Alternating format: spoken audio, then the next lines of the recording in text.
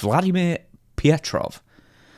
Very, very briefly, one of the Russians in the NWA in 86, 87, around that time. So Al Blake, who in fact, of all people, the Warlord brought him up when I interviewed him a few months ago. He said he was a friend of his. Who wrestled for 7 months as a push star in Jim Crockett Promotions as Vladimir Petrov, passed away a few weeks ago at the age of 66 after Nikita Koloff turned babyface. Petrov was brought in to be Ivan Koloff's tag team partner against Dusty Rhodes and Nikita as the childhood rival of Nikita. The idea was sound and had got over, but Blake was missing the aggressiveness Nikita had, and for Dusty, lightning didn't strike twice. Blake ended up arrested on drug trafficking charges and was let go by the promotion. He later got a WWF tryout, but was never signed. So you actually wrestled Vladimir Petrov. Why did you even bring this up? Yes, I did wrestle this guy. And I'll send you a video of Vladimir Petrov. I remember, true story, we used to wrestle in Asheville, North Carolina every Sunday. Sometimes it was, I remember Asheville was like an afternoon show. Yeah, it was an afternoon show because I remember when we'd get there, it would still be light. So the first time I ever worked with, what's this guy's name? Petrov? What's his first name? His real name's Al Blake, but it was Vladimir Petrov was his name. Well, listen, the name change won't stop his style. But Petrov, I went in the ring and I walked out there, and Asheville always used to do pretty well. So, and in Asheville, we didn't dress together. I mean, they had a separate dressing room.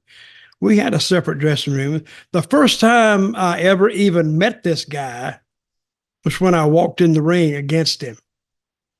But it takes about one lockup to know how much this guy knows, which was zero. Now, I talked before, what's that name, Brockus? Remember I talked about? Yep. We talked about him? Achim Albrecht, yep.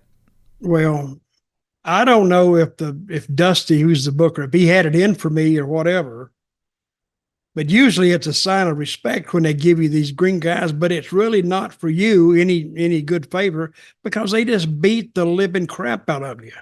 This guy, and I said it about Brockus too, I've had easier street fights because when we went to lock up, he's really tight and he went, oh, brother, he had me. I wasn't going nowhere.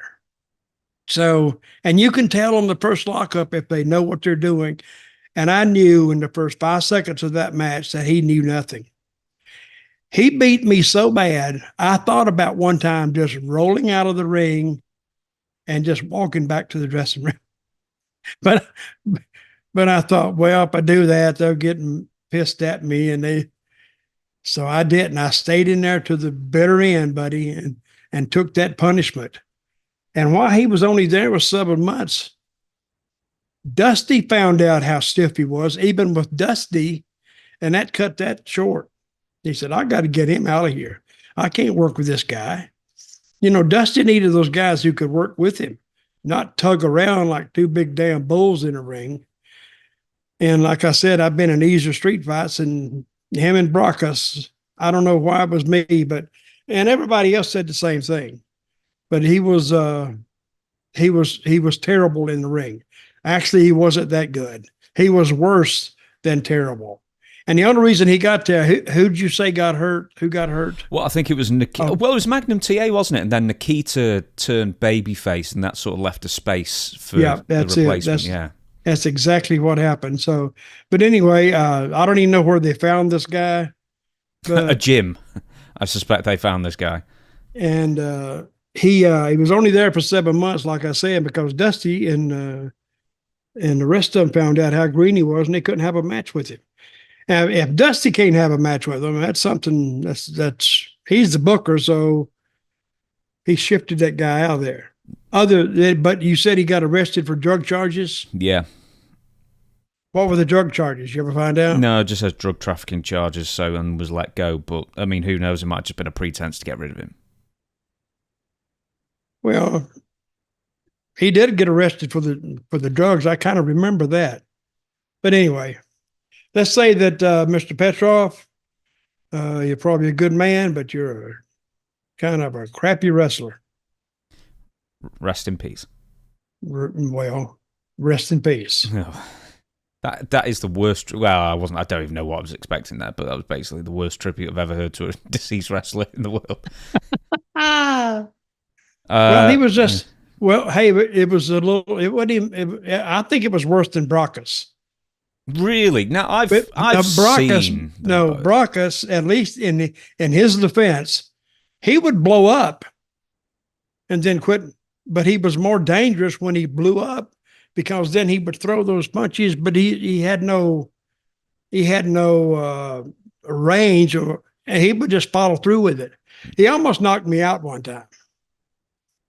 But with both of these guys, I thought, I just wanted to leave and say he hit me in the head, and I didn't know where I was, but I stayed in there. I see what a professional I am. I stayed in there to the bitter end. God, you've been with a lot of body guys, haven't you? You know, the useless body guys like your Brackus and your Vladimir Petrov, and you managed Sting and Ultimate Warrior, and who else am I forgetting that you had to wrestle that was a gym rat who just got into wrestling at the time? I don't know, but that was enough. I mean, but I didn't wrestle.